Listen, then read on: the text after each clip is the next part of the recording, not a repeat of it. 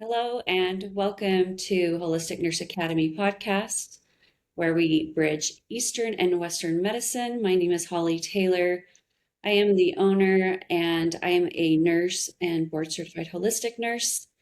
Today, I am excited to have our guest, Brooke Gable, with us, and we will be talking about her version of bridging the gap between Eastern and Western medicine, which I'm very excited about.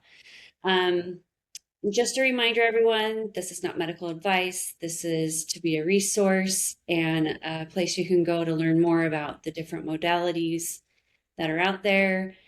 Holistic nurses are option givers. And so, in order to be an option giver, we have to know what our options are, right? Yes, exactly. I love it. So, Brooke, before we get into our usual conversation, by the way, how are you? I'm so good. How are you? I'm happy to be Well, here. you're so cute. Oh, thank Um, you. I'm going to read your bio in just a second, but I was looking, I like to look at people's websites and get to know them a little bit before we interview, so I know a little bit more about you. And I love your website. It's so cute. It's, Thank you. I made it myself did and you? yes, and it has been like so fun and I make it with like my daughter will sometimes watch because I Yeah. just think it's part of the okay, this is a little deep. We're already jumping right in, but like part of the healing is coming back to creativity and Yeah. creation, right? And Mm-hmm. so it's been really fun to play with that. I'm like, it's probably not the most converting website, but I enjoy it every time I look at it. So I'm It's so glad you cute. like it. I'm like, it's so original. We'll get into that in just a minute because there's some other things I want to point out about it. But when you Thank said you. creativity is getting, or back, yeah, healing is getting back to creativity, I got full goosebumps, body chills, because Yeah. I believe that's so deep in my soul. So Yeah. truth, truth, my Yeah. friend. Okay, a little bit about Brooke before we get going here, besides that she's adorable. After years of chronic pain and a deeply personal battle with postpartum depression, Brooke Gabler's search for answers led her inward. Now a functional diagnostic nutritional practitioner, or FDNP, and Neurolinguistic Programming, NLP practitioner, she helps mothers uncover the root cause of painful periods, acne, gut issues, hormone imbalances, and burnout by combining functional testing, nervous system healing, and body-based practices. Brooke believes healing isn't about fixing ourselves. It's about remembering the wisdom our bodies already hold. Because what feels like the void is often the season where unseen roots grow deep enough to support a beautiful bloom. Aw, I love that. Thank you. We kind of talked about that in my last podcast about listening to your body. And I noticed like that's like your first question on your website. Are you listening to your body? Right? Yes. Yeah. Yeah, because nobody else has your body. It's your body, right? Yeah. Everybody's different. So it's like everybody's needs something different. And Yeah. I really, So what's your journey to that? yeah, oh my goodness. My We journey, have a journey that leads to yeah. these Um, conversations. yes. So I had back surgery when I was 17. Okay. And that I feel like that didn't really play into my journey until later on. But I ended up basically the moment of like the shift, I would say, is postpartum depression. I ended up getting pregnant on the copper IUD. I was terrified to be a mother and was not planning on it. I had never even held a baby. Like I was just absolutely terrified. And when I say like postpartum rocked me, it rocked me to my core.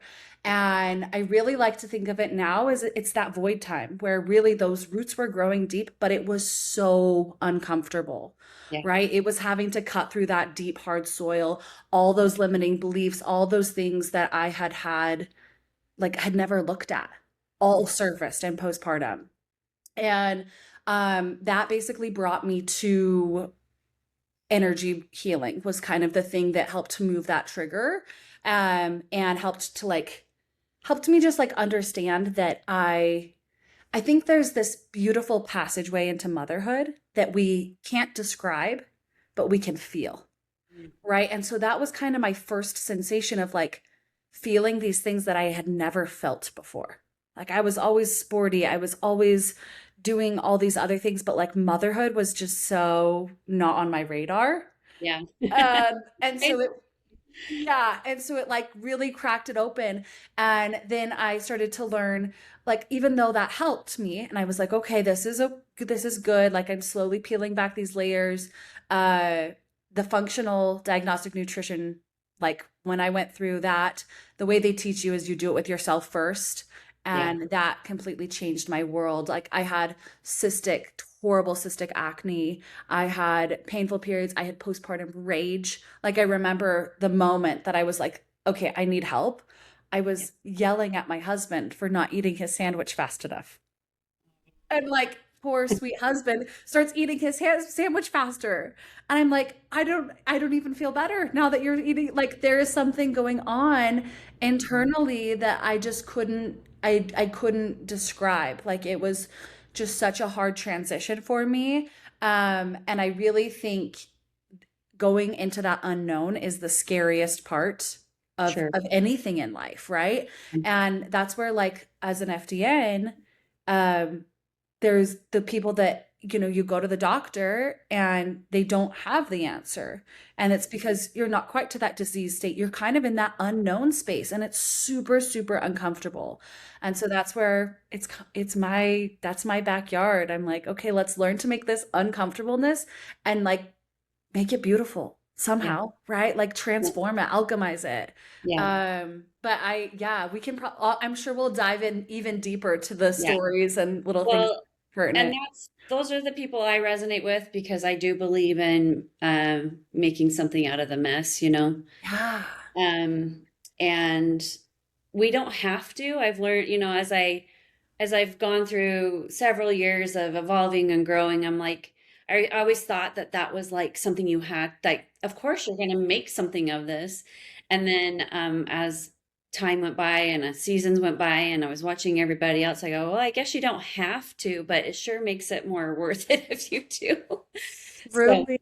Yeah. And like it's kind of an interesting because I feel like that goes too with pain, right? For a long time, I was like, I'm done learning through pain. Like it was yeah. like my body was addicted to that chaos and addicted to that pain of like, okay, back surgery, okay, painful postpartum. Okay, I actually found out I broke my pelvis giving birth, and I didn't Mhm. even realize it for like years later Mhm. because it like had pinched the nerve. Like there was just so much, and I'm like, okay, I'm done. I'm done learning through pain, right? Like there, let's Yeah. make this more fun. Let's make this more enjoyable and like just really step into that creativity side of it for Okay. sure. I love that. Well, before we dive into the creativity side and like where you're at as a practitioner today, let's tell everyone what FND stands for. Yes, yeah. So FDNP is Oh, sorry, functional, FDNP. Yeah. that's okay. Functional Diagnostic Nutrition Practitioner. So basically, it's a fancy way of saying I can run functional lab testing, which is non-diagnostic. Like you said, loved the medical disclaimer, right? Doctors are so important and we are so grateful for them. And I am not one. Yeah. So my backyard is when there aren't really those answers. When you've rolled out all the scary things, when you've rolled out all the diagnostic things, then I can come in and I can help you through your lifestyle, diet, rest, exercise, stress reduction, supplementation. And we do that because there is this level of disconnect that we can build throughout the years where it's like, I don't even know how to start to listen to my intuition. I don't even know how to start to listen to my body, right? Yeah. And it can help to bring that scope a lot narrower, right? We have these labs that we can go off of that are like, okay, your body is having an inflammatory reaction to these foods.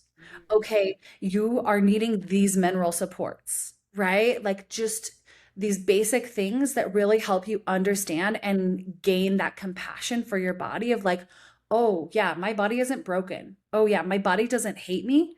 It's just asking for support in these areas. Yeah. I love that. Um, so there is a certification process for this. Yeah. Are certified. And Hmm. then in addition to having that certification, you have neuro-linguistic certification or Hmm. education, which Education. is about rewiring the brain, right? So tell us more about Yes. that. Yeah, so NLP is all about basically how the mind works. Like our minds are so much more computer-like than I think we can ever comprehend. We have so many little like hacks and just the way that we talk to ourselves, the way that we think. And I feel like honestly, the beginning of this education was Reiki. Because Reiki taught me a lot about like inner child healing, a lot about like the nervous system. Like I just see the nervous system as these roots, right? And when you have something that's too much or traumatic happen, it kind of severs those roots. Or if you have like a pathway that just constantly gets used, that root is going to grow more. And Yeah. so then neurolinguistic programming kind of brought the science to that the Reiki and the energy that I was already feeling. And it just brought kind of more of the framework of like, how do we approach this in the most effective way to get the results? Because that's really what NLP is. It's the study of getting results. Yeah. Okay. Um, yeah, but it's like the study of getting results in terms of how you use your brain and how you're applying your brain. Does that make Yeah. sense? Yeah. Kind of in the sense that what we think we create. Yeah. So if we're on a loop of negativity, on a loop of um, I'm not worthy, I'm not good enough, people let me down. If you're on those loops, Hmm. self-manifest because you haven't interrupted those loops. Yeah, yeah. And one of my favorite things that NLP talks about is upper limiting, right? So upper limiting is kind of that void. It's when you're wanting the change, but then like, right before the universe just is testing you with all these like massive challenges. Yeah. And it's like, can you hold the pose? Right? Because it's your brain's jumping from one box to the next and it doesn't like that change. And so upper limiting is one thing that I think now looking back in postpartum, that's exactly what was happening. My brain was shifting so fast that it was absolutely terrified. So it was doing everything it could to cling on to safety. Got it. So, Yeah. Yeah. That fight or flight, clinging to safety. Yeah, mm, makes sense. So back in your journey, postpartum depression, you recognized you had signs of it, something's off. Did you go to a doctor? What did they say? yeah. Yeah, what was that kind of journey of blending the worlds? Love and Yeah. Yeah. So I did go to a doctor and I ended up trying some medications and they like helped, but I couldn't sleep on them. And so it was kind of like a pick the battle. And like also too, I think something that's really big is advocating for yourself. So I don't think I knew how to navigate this space, right? I just kind of thought, oh, that's what happens. But it's like, no, actually, I was probably on the wrong medication. But yeah, like I didn't know that at the time, yeah, right? And I didn't have anybody there like educating me, oh, you can try another, oh, you can advocate for yourself. Like I had such little capacity in that time yeah, frame. And we were just trying to survive. Like both my husband and I were like, what is happening? Is this like the mom version of you? Like we had no idea what was yeah. going on. And but it did kind of it basically it numbed me for I think I was on it for like between 3 and 6 months, I want to say. Okay. And it helped kind of settle things to the point of where I could do some of that deeper work. During that time frame while I was on the medication is when I found the Reiki, and that was the moment I kind of saw the light at the end of the tunnel of like, oh, there actually might be an end to this. Mm. Right? Like I might actually be able to. What was the impetus for finding a Reiki practitioner? Like, did you just say, I need more? Did somebody recommend it? Like, how did you find that path? Yeah, so there's a podcast. It's called Wake Up with Wesley, Hmm. and she talked about Reiki. And Okay. it was kind of funny because I listened to it and I was like, I think I want to try this like Reiki thing. Like it sounds so crazy, right? Yeah, And I'm yeah, like, it just like felt a little calling to me. yeah. And I think at that point I was just kind of desperate to find something. Something. Hmm. Um, and it ended up the practitioner that she had interviewed lived in the same city that I was in. And so I was like looking for her and looking for it, and I couldn't find her. But then I found another practitioner that was like 3 minutes away from my house. I was like, okay, I feel like this is like a synchronicity, right? Okay. So I went and it was, I think I paid $180 for a 1 hour session, which is Mhm. like up there for practitioners. Yes. Yeah. And yeah, it just like helped to clear so much that was going on. And now I've learned like I am more of a highly sensitive person. I do feel a lot of those energies and I'm more empathetic and like that world of energy is just very close to me. Yeah. But I had no idea up until that point. I just kind of thought that was how everything was, right? You Right. just don't know what you don't know. Right.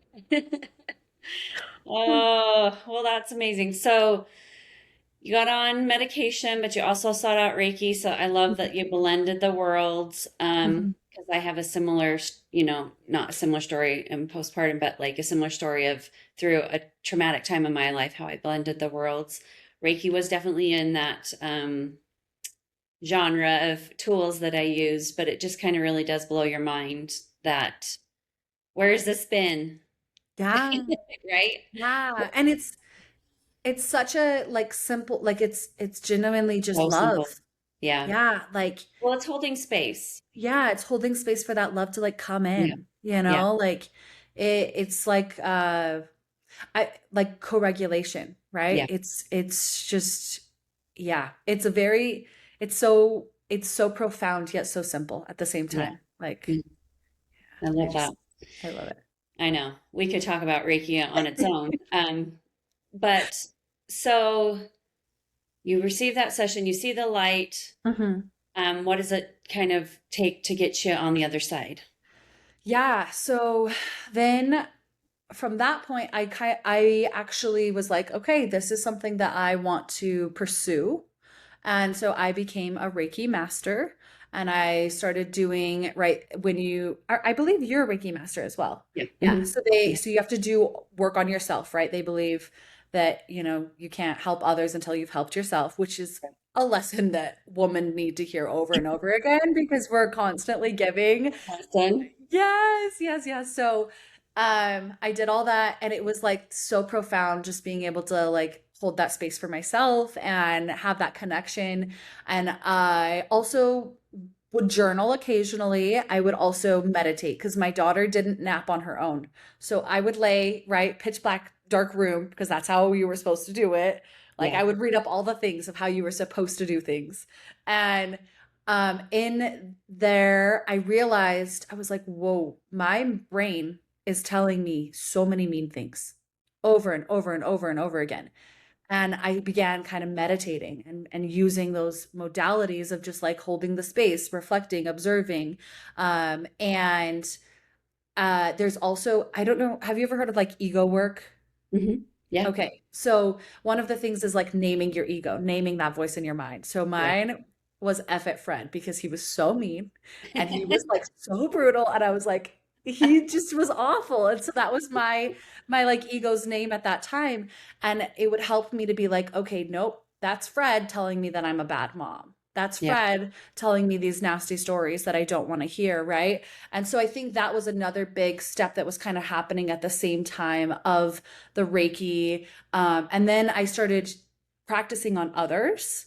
And it was like so fun to see like how holding this space for others was also healing me. And like it was just this cascade of things. And I began to notice, oh, the people that are more intentional with their lifestyle are Yeah. able to hold on to the energy longer, this high Yeah. vibe energy, right? Yeah. Because there were some people that would uh, they'd want sessions like every week. And I'm like, well, that's not really why I do what I do. I want to empower you. I don't want to be be your person, you know?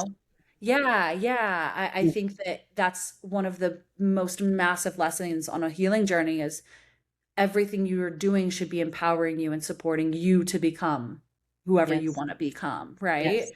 And so that's kind of where I was seeing, okay, I need to investigate this. And I always lived a pretty healthy lifestyle like that. I played sports my whole life. I just always kind of had that tendency. So I thought I was healthy. And then I did the FDN work and it was like a whole new level of understanding my body. Uh, I did like food sensitivity testing and GI map testing, so stool testing, um, hormone testing, right? All of these things. And basically with FDN, the more information you can get, the more like bio-individual results you can have. And then you can create a plan. I call it a custom nurture plan Yeah. because we're constantly nurturing it. It's not like a protocol, right? A protocol is just something you follow and stick to. A nurture plan, something that can be shifted and adjusted. And yeah, like I think within um I want to say like 2 weeks, most of my acne cleared up, like just from following, like noticing how much my liver was stressed out. Food sensitivity stuff. Yeah, foods. So I pulled any foods that were causing inflammation, which one of mine was gluten. Still to this day, I am sensitive to gluten. Yeah. So I did go to the doctor to do celiac testing and it came back negative, but you also have to be eating gluten Yeah. sometimes for that result to be an Yeah. accurate reflection. Well, And people do have a gluten sensitivity, yeah, well, it's unfortunately. just, yeah, and like I do work with clients that will sometimes, cut out the gluten and then they can bring it back in Yeah. small doses. Yeah. For me, that was not the case. And I am okay with that because I like how I feel Yeah. without gluten, right? I Yeah. was listening to this podcast and she was like, if our cells are doing everything they can every single day to support us. So if Yeah. they don't like gluten, like just respect them and don't eat the gluten. I was like, you know what? It's so true. Like all they're doing in our bodies is trying to support us and keep us alive and like get us going and Have a little then respect. yeah, yeah, like I just found that such a cool perspective because like I that's how I always think about it because my husband's like, "What? You're so disciplined." And it's like, it's not discipline. I just feel better not Yeah. eating it, you Right. know? And Right. I've really learned that. Like it kind of allowed me to listen, like tune the radio notch to my own body rather than everything going on the outside. And then stool testing, right? There was lots of overgrowth bacteria, staph. There's like it's not staph infection, but it's a bacteria in your gut. Staph and, oh, it's leaving my brain. There's usually two that I see on almost every single one of my acne clients that is elevated. Those were also elevated in me.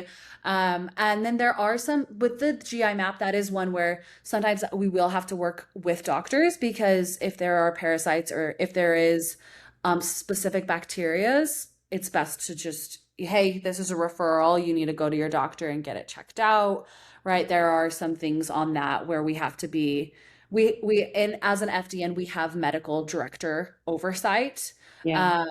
But that is the one test where typically if there's things that pop up, we do refer to a doctor, which I know this is all about blending those worlds. So I wanted to mention that. Yes, I love that. Yeah. Yeah. And then another test is a mineral test, right? So one of the main things I've been learning about is postnatal depletion and how postnatal depletion is kind of a cascading effect for these hormonal shifts, for this postpartum rage, postpartum anxiety, right? Your body gives so much to baby, and we have to work to give our nutrients back to ourselves, Yeah. right? I breastfed for 3 years, and during that time, I don't think I was that aware of how much it was depleting me, right? And so now I do custom multivitamins based off of people's mineral levels using I don't know if you're familiar with an HTMA. Mm-mm. Okay, so an HTMA is a hair tissue mineral analysis. You take your Oh, hair. yes, I've Okay. seen. Yeah. Yeah, so you take your hair and then I take it kind of a next level, especially working with my moms because we need these very potent and bio-individual vitamins to help replenish things. So, like I think with my second pregnancy, I was more aware of it and my calcium level went from a 60 to a 15 postpartum. Oh, wow. It was, and it's supposed to sit right around 60, I believe. Like 60 was where I think 65 is where it was. So it dropped. And calcium is part of our parasympathetic, well, it's part of our parasympathetic nervous system, like from this lens, right? And Yeah. so literally what that is telling your body is I cannot slow down. I cannot like stop. I have to go, go, go, go, go. And like I don't know how many moms resonate with that, but like that is such a vital thing for us to have that calcium mineral in our body signaling to our parasympathetic system we're actually safe, right? Because Yeah. calcium's a little bit of a protector mineral. It if we have too much in our body, it's creating a cocooning effect. It's blocking people out. It's called a calcium shell, right? You're gonna feel numb, you're gonna feel like apathetic, you're gonna just be in a constant state of protection. When it's low, you feel real vulnerable and you feel like you have to take care of everything and be on guard at all times. So it was very, very fascinating to watch that in my own body and how fast it shifted. Mm. Yeah. So how fast did it shift? It was so I think I took my HTMA in my last trimester, probably Mhm. beginning of the third trimester, and then I took uh it probably 1 month postpartum. So it was like within a 3 to 4 month period of just that drop. So it was very, very fast. And Well, it was obviously impactful enough that it made you want to be a practitioner. yes. Oh yeah. Definitely. Like this has been so life-changing and I just like think about it. Like honestly, every time I get a client, it almost makes me cry because it's like I'm so grateful that I can help these women with this knowledge that I wish I would have had from my younger self, right? And I think that's ultimately Yeah, when that's the we're best kind of yeah. like full circle moment you can have, right? Yeah, yeah. I took my hard thing, made it something positive so I can help other people. Absolutely. Yeah. And I think yeah, especially like as in the healing space, right? As the woman that we are, Yeah. it really is just like such a full circle, such a like moment of gratitude of like, okay, we did it. We not only did we like make it through this thing, but we've like fully alchemized and we're able to help others and like guide others, which I love. So, That's awesome. I love that so much. thank you. So, you have a few different tiers of how you help people. Hmm. Hmm. Let's talk about that a little bit. So you have kind of like the starting point, which do you call it neuro bloom? Yeah, NeuroBloom. Yeah, so my NeuroBloom sessions, they are mostly the NLP. They're not going to be as much like lab testing and getting that nitty-gritty. They're kind Okay. of my get to know me, make sure you like my style, make sure you like my vibe, like Yeah. a little bit of an energy check session, right? Yeah. But the reason I created them is because a lot of we have so much going on in our heads. And it's like just constant chatter, constant thought, whether it's ideas, because the beauty is sometimes I'll get people that are wanting businesses as a mom, or like it's all these things. They're like, I know I want to do this, but I don't know how. Mhm. Or there's just so much going on in my head. I feel too overwhelmed. Yeah. Right. And so it's like this aspect of bringing all of these neurological thoughts and allowing them to bloom in the body. Okay. And it's really just helping you ground, really helping you clear, really helping you just like have that moment with your body of like your body's here supporting you, right? It's trying to be on your team no matter what you're going through. And the more we can tune into that, the more we can recognize that, um, the the more we can take action and work with it and instead of against it. And I use like with the subconscious, right? It's from 0 to 7. So it's super silly. It feels really silly to our conscious mind. But most of what we do from 0 to 7 is like shapes, colors, fairy tale, magic, right? I mean, I have two little girls, so that's the observations I've made. And that's how our subconscious works. Our Yeah. subconscious is very silly. Yeah. So in terms of healing, get back, we were kind of what we talked about in the beginning, which is get back into creativity and play. And Hmm. Hmm. I actually did a podcast many moons ago. I was on the podcast and I had written a book called You're Not Crazy or Wounded. And it was about healing from emotional trauma. Hmm. And that's one of the things I address is I realized how much I lacked creativity because I was in trauma. Yeah. And so like my whole like you know how people talk about what they dreamed of, what they were excited about, the whole fairy tale, world. I mean, I till this day I don't read uh anything other than nonfiction because I just that creativity is really hard for me. But I had shared the story of how, I found my outlets Mhm. and how I realized like how important that was to my healing process. And I didn't know it at the time, but there was a totally different guest waiting in the wings for the podcast who was like a former baseball player. Like he had, credentials and stuff in a much different world. But like I walked out and he was like, "Oh, I listened to it while I was sitting here." And he's like, he kind of got teary eyed and he's like, "I didn't even realize I had lost that creativity side of me because I had been through some trauma." And he said that really resonated with me. And it was like, I mean, it was just like this moment of like, wow, you just never know who's going to be hearing you or affected by it, but also just how people need to hear creativity equals healing, creativity equals getting out of fight or flight. Um, it Yeah. means dreaming. It means, at the time I fell in love with a vision board because I was like, oh, like I can play pretend and I can get excited about what's possible. And I just never thought like that before. So No, and you're that's into like that. my biggest purpose is the fertility of is like protecting the fertility of creation. Yeah. And whether that's like people wanting to have a baby, people protecting that space of babies, or literally creating a business, creating play, whatever it is, because the thing that I learned is the way that I create is very different than the way that you think of creatives, Right. right? Like we Absolutely. put so much stigma Yeah. on, and like part of creation is safety, right? Yeah. It is so vulnerable to draw a picture and show someone. It is Yeah. like so vulnerable to be creative with our words, to whatever, like even a vision board, right? Like Yeah. it is vulnerable to show that. And so we Yeah. have to have enough safety in our body to be able to be resilient to Yeah. whatever comes around that creativity. Like it Yeah. is actually such a fascinating. There's a book, I think it's called The Creative Act by Rick Rubin. Have you ever read that?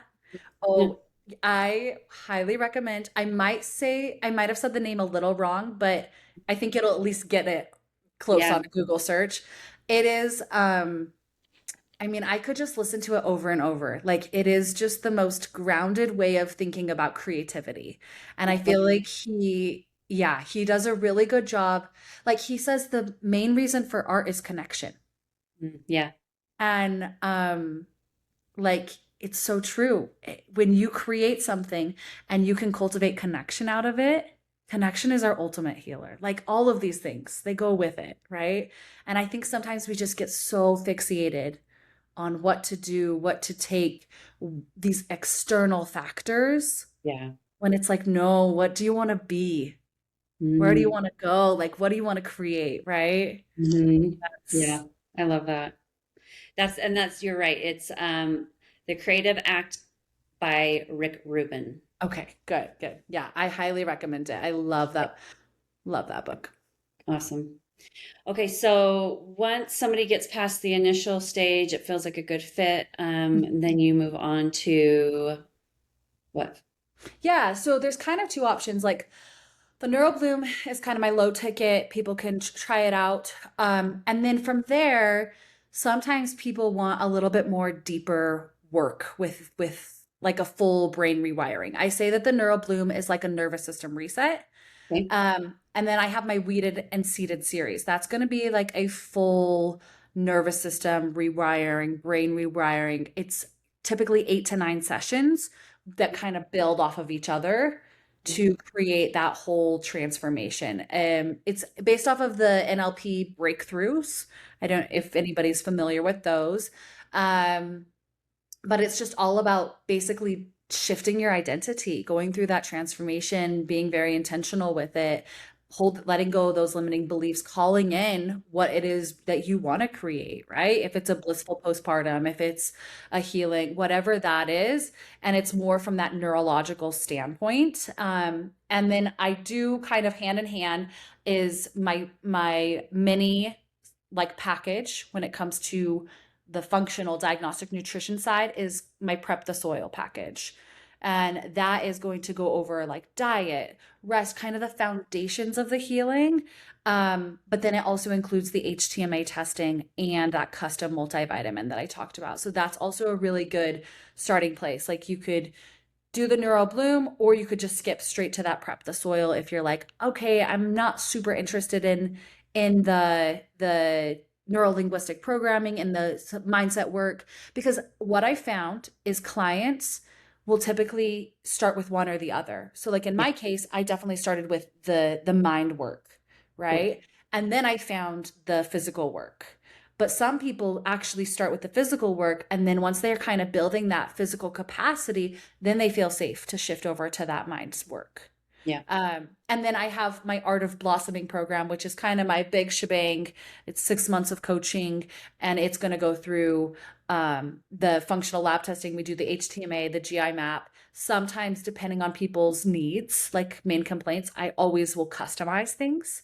Um, but then it's also going to have my weeded and seeded series in there too. So we're kind of double whamming it. We're doing the physical things and the emotional things to really push that change. I created kind of my mini package because I think there's a lot of people that benefit from, doing a little, just doing those foundational things.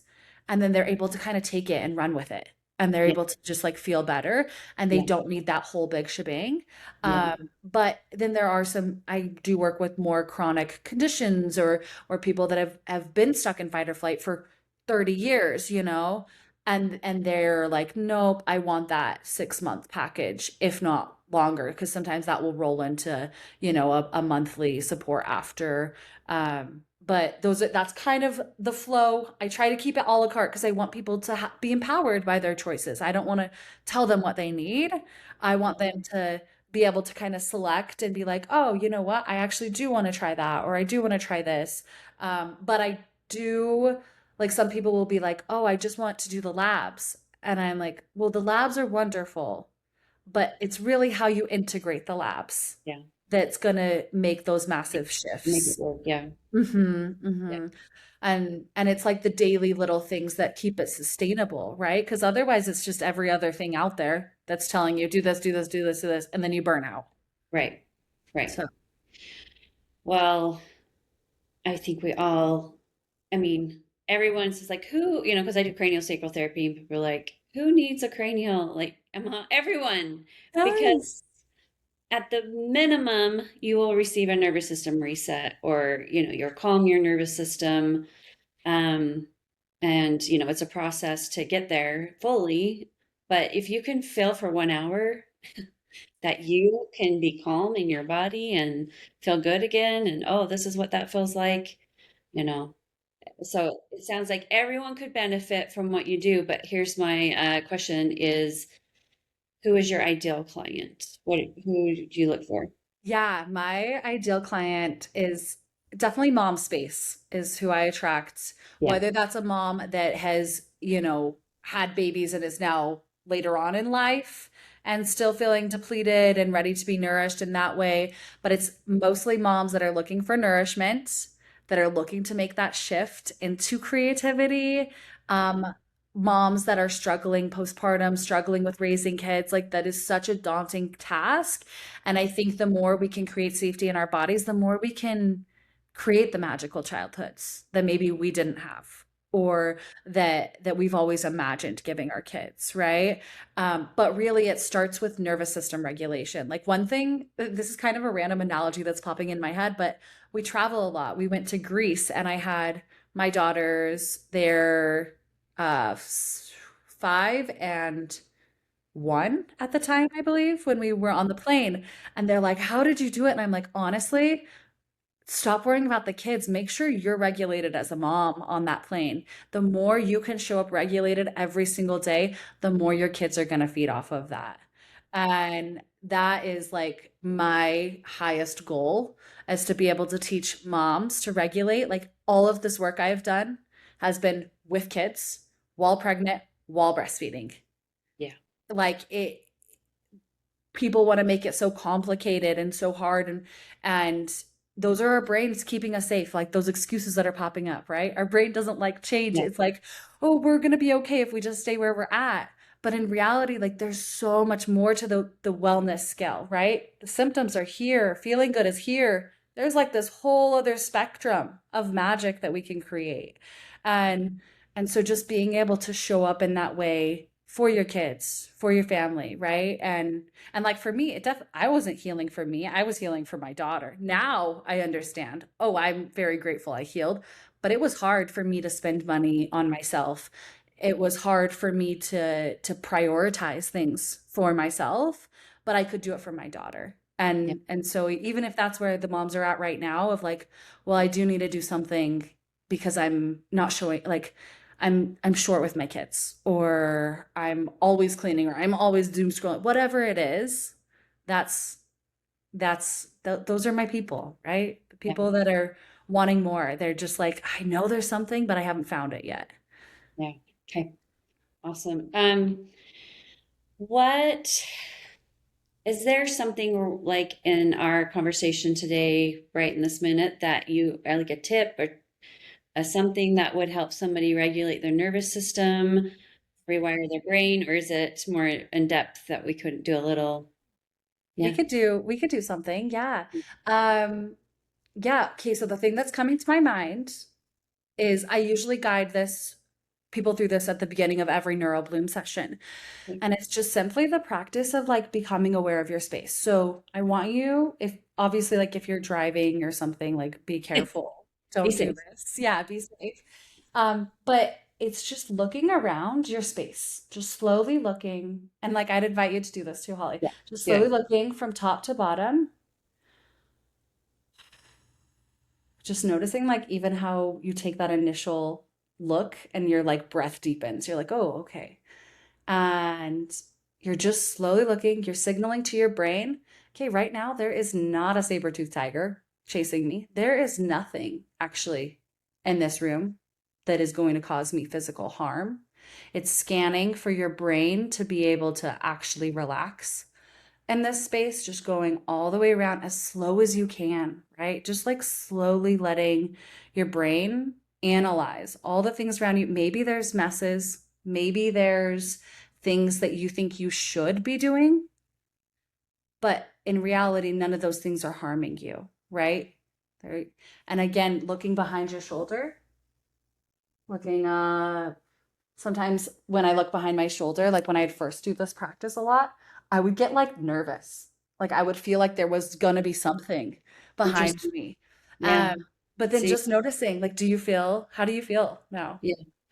Well, I feel good because I have a sign right here that says inhale, exhale. Yes. Yeah, just like So it's those it's little, intentional how I have my room set up for that reason. yeah, it's just these little things, right? Even another tip is like just tuning into your breath, like at least 3 times a day. Are you holding it? Oh, are you taking that breath into your ribs, into your belly, right? Like what are you doing? Like when I first did this work, I held my breath and I clenched my butt cheeks all the time. Every single time I do like a body scan, I'd be like, "Oh no, okay, I gotta relax," right? And the fastest way to reset your nervous system is through the body. Because when Hmm. we're slouched, if we can even just like open up our chest, our heart Hmm. is so vulnerable, right? Yeah. Like that signals safety to the mind. It's just all these little things that you don't think are going to make a difference, and they do. And they're beautiful because you can teach your kids them too. Yeah. In nursing school, they would teach us when we asked our patient to take a deep breath while we're listening, they also, well, at least my nursing school instructors would say, and you take a deep breath with them. You know? Yes, yeah. And it's Yeah. funny because when, as a mom, when you take a breath, your kids take a breath. Like if you're Yes. sitting by somebody, they're Yeah. probably going to take a deep breath Beyond. too. Yeah. Yeah. Yeah. Contagious. Well, It even just is. talking about it, for whatever reason, talking about breath and taking it makes you want to breathe. Like it's Yeah. funny. Yeah. It's like right, you want a new car and then you see that car everywhere. It's just like Yeah. that power of filtering and the way that Right. you're setting up your lens, your brain to see things. So Yeah. I it's love very, that very empowering. too. Those are great, great ideas, great techniques.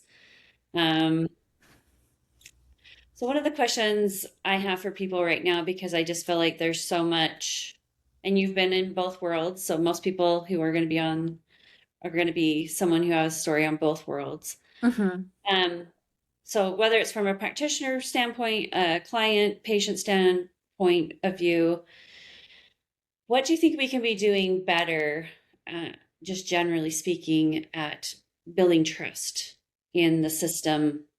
So, like, let's say that from your perspective as when you were the client or the patient, and were you feeling let down, or just like you weren't given options? What were you feeling? Yeah, I think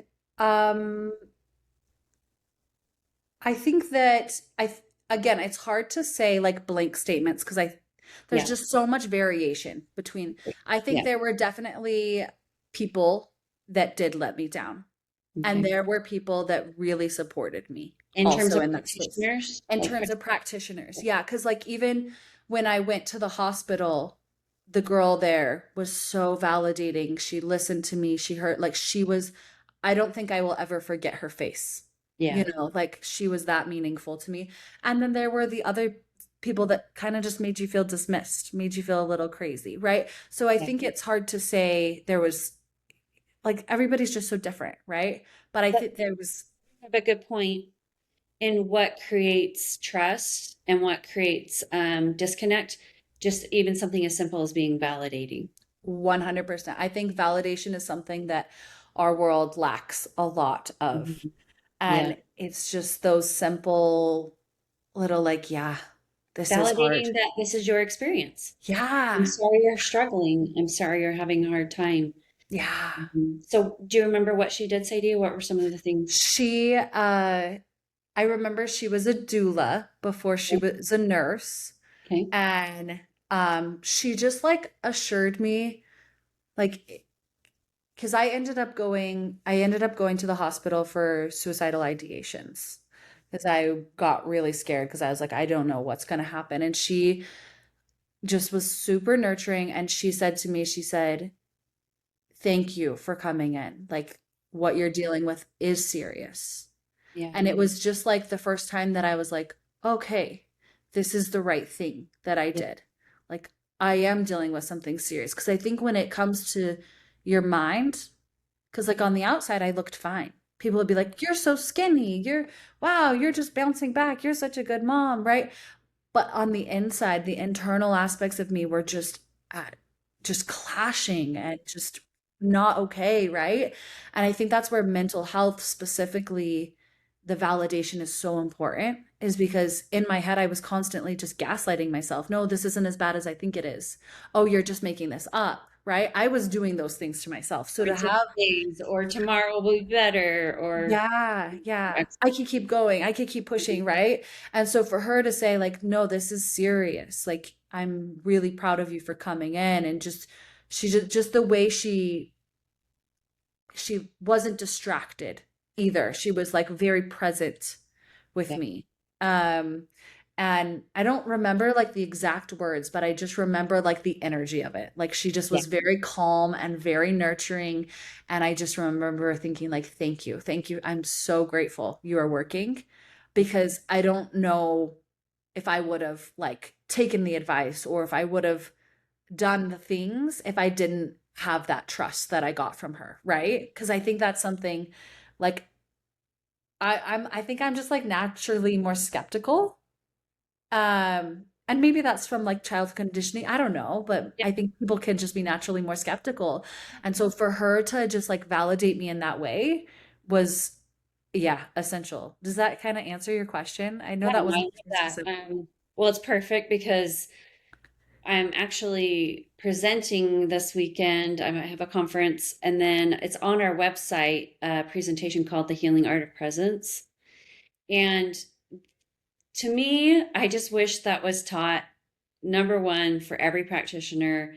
This is the most important thing, and everything you know beyond it is secondary because it talks about how presence is a skill. We talk about how presence is a skill, and you do have to learn to like slow down, breathe, be not too caught up in what's going on with the person and suffering, right? Like in hospice, it kind of took me a long time to articulate this, but people would always say, "Oh, I can't do what you do." And I always used to go like, what does that mean? Like, why do you think I'm any better at what I do than, what you do? And I realized one of the things they were saying is I'm not good at sitting with people in their pain and not having to fix it, right? Just acknowledging and being comfortable with the discomfort. And it sounds like, kind of going back to the healing art of presence and what you're talking about, that's the most important thing we can do for people, not immediately go to the fix, but just like being comfortable at sitting in the pain with people and being like how you taught us to look around the room and become more aware is just like be more present with what's going on. So, Yeah, it's the void, right? Sitting in mhm, that void, even as the practitioner, when it's mhm, like, okay, we don't have answers yet, yeah, and you're still feeling yucky. yeah. And But and I will hold your hand until we freaking figure it out. yep, exactly. Like, but I'm gonna be right here and it's gonna be Yeah, okay. Like yeah, we'll get there, yeah, I It's do. gonna be a journey. Yeah. So thank you for sharing that. Yeah. Um, because one of my intentions, and I will say this a lot, so hopefully people don't get tired of hearing it, but one of my intentions of this podcast is to talk about this loss of trust in the system and what we can do to regain it and just how we can learn from it because I don't see a lot of people taking inventory. I just see that there's a lot of blaming and pointing fingers, but like, okay, it's time, let's own it and let's take some inventory and let's make it better for people. So real life experiences, I feel like, are the best teacher. So thank you for sharing yours. Yeah. Um, anything else on that you want to share? Or does that feel good? No, I think that the main thing is like it doesn't have to be such a big thing either. Like it's a lot of the small moments just build up. Because it, like you said, like I don't remember exactly what she said, but there was Yeah. just like a few little things that just made that impact. So Yeah. You knew I, you were in the mhm. space of someone who deeply cared. Yeah, yeah, Yeah. yeah. Awesome. Okay. So just kind of wrapping things up and in what we've been talking about today, was there anything else about what you do that you want to share with people? Or I guess, how can they reach you? Did Yeah. do you do Zoom hmm or is it all everything I do is virtual. virtual? Okay. Um, I say and Zoom, but yeah, there's so many Zoom. platforms. Yeah, Zoom is where I do all of my work. All the Okay. labs just get shipped directly to their house. And like you're putting on your detective gloves, you're collecting your samples, like you're involved in the process, right? You're taking things into your own hands and empowering yourself. Yeah. Um, I Instagram is usually where I'm most active. Okay. At Blossoming Brook, no E on Brook. And then my website, I also have offers there and ways to contact me there. I will likely be doing a cohort of women through the Prep the Soil coming September because I'm going to be having my baby soon. So I'm Oh yeah. kind of on We're pause on there. third, right? Yep. This will be my third. I'm 35 weeks. So I'm like 2 to Very 5 weeks away. Yeah. close. Okay.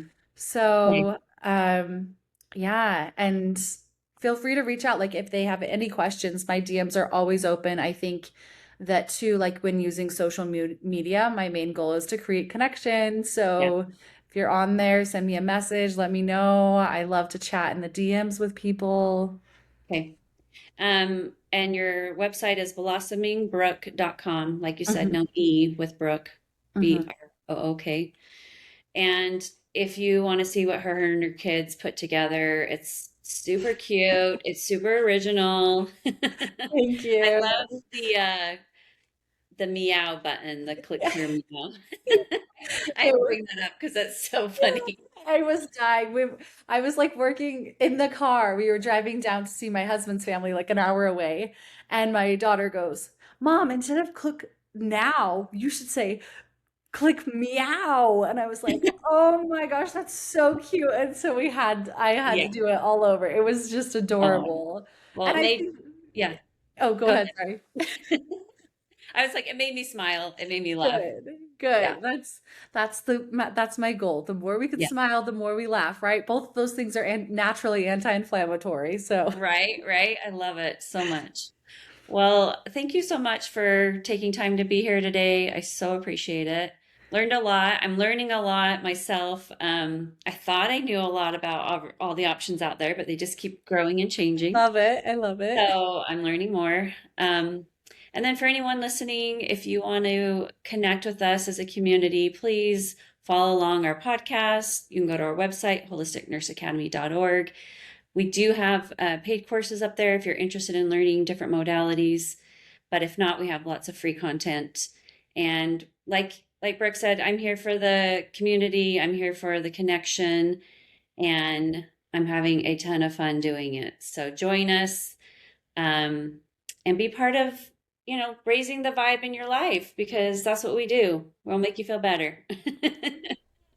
Okay, everyone, have a great day. We'll talk to you later. Thank you. Bye.